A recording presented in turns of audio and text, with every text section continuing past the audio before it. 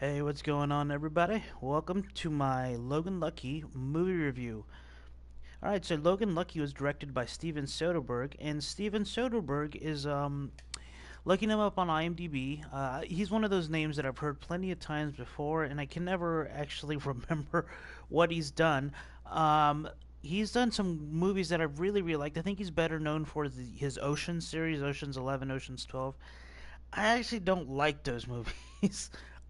So he seems to have a kind of a thing for heist movies. Logan Lucky is a heist movie.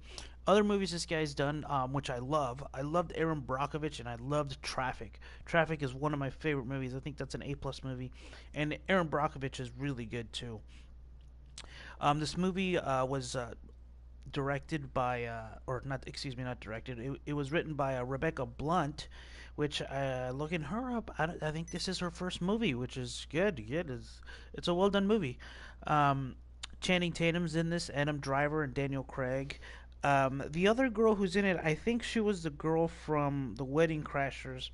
I'm not sure, but man, she looks fantastic in this movie. So this movie's about this Logan family. The girl's a sister, two brothers. One of the brothers, Channing Tatum, he's kind of a divorced guy, and he's got this daughter, and he's gets fired, and he decides to put together this heist. And Daniel Craig's character is a guy who does explosives, who's currently in jail.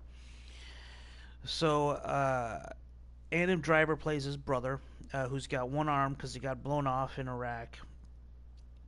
And there's these two other guys that are the brothers of the Daniel Craig character who's in jail.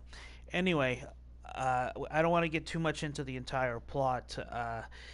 Channing Tatum puts together this heist, and I think it's written really well. It's really funny. I like that they're from the South and they decided to steal. They actually were not going to steal NASCAR. They were going to rob a car show. That was a car show that his ex-wife's new husband was a part of, which would have been even better. But it turns out because this construction crew, whose tunnels they were going to use to dig through this thing, they were going to be done early. They had to move everything up, so they ended up robbing NASCAR. Anyways, I don't want to get into too many details of the plot. The characters, they're really good. I love the chemistry between everybody. Channing Tatum's great. This movie is really written very smart, and I like all of the characters. And one thing that you need to be able to do in a heist movie, since when you're doing a heist, the main characters are typically criminals, right? Typically, not always. Sometimes you do it from the cop's point of view, but you got to be able to root for the people pulling off the heist, and you do end up rooting for them. This movie was done in a way where, to a point, it's believable. There are a few little things that were convenient, like the explosives guy. He's in jail, and so they had to break him out. Um, and one way to break him out is they Adam Driver went into the prison. I don't know that he needed to be in there, and how they broke out was a little. The way they broke back in um, was brilliant, and I kind of bought it. The way they broke out was a little. I don't know, but anyway,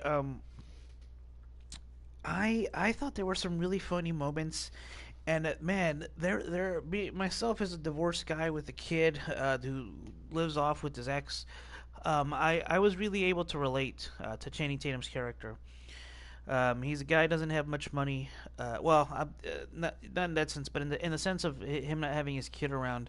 I was able to relate to him. So there's this really touching scene where his daughter's going to a beauty pageant, um, and something happens there where it's like, oh man, it really got to me, and I love the way um, the expression on his ex-wife's face when she was there, watching his daughter do the talent show portion.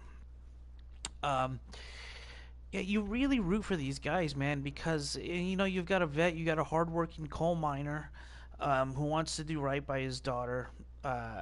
The other guy, the Daniel Craig guy, you're kind of like, well, okay.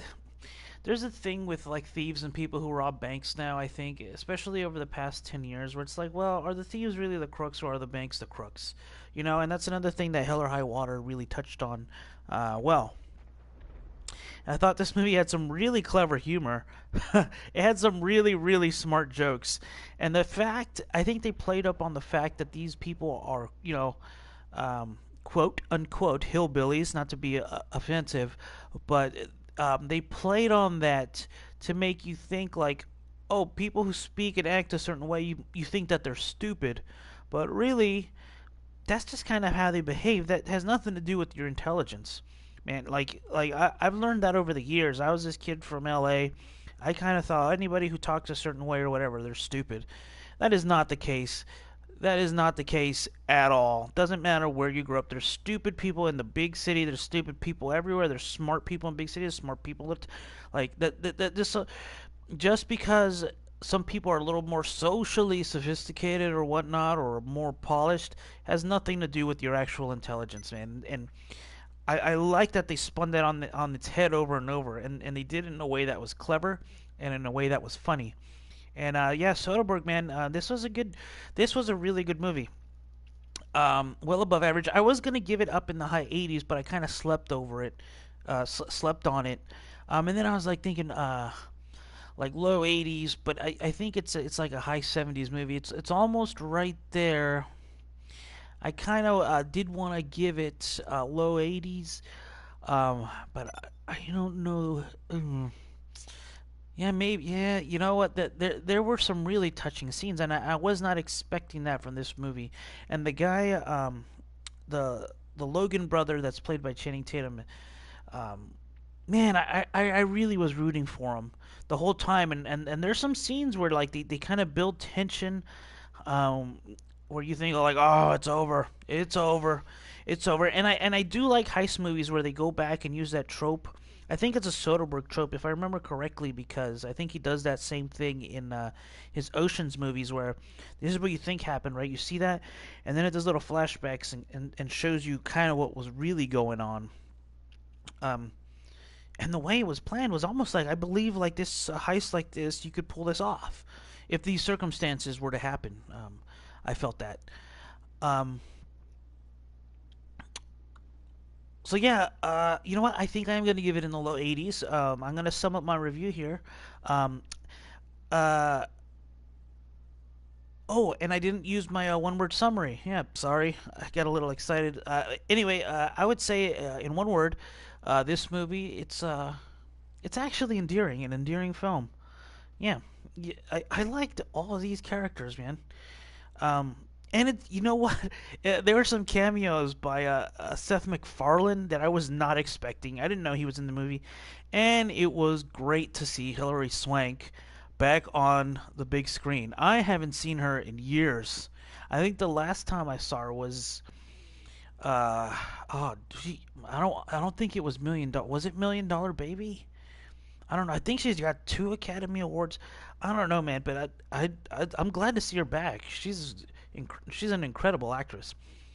Anyways, I'm gonna give this movie an 80.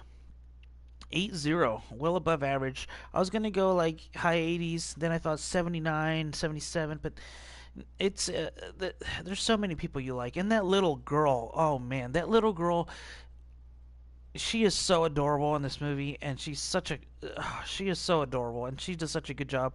The little girl who plays his daughter. I normally don't like kid actors. I don't know what her name is, but I hope to see more from her. She reminds me of a character in a story that I'm writing.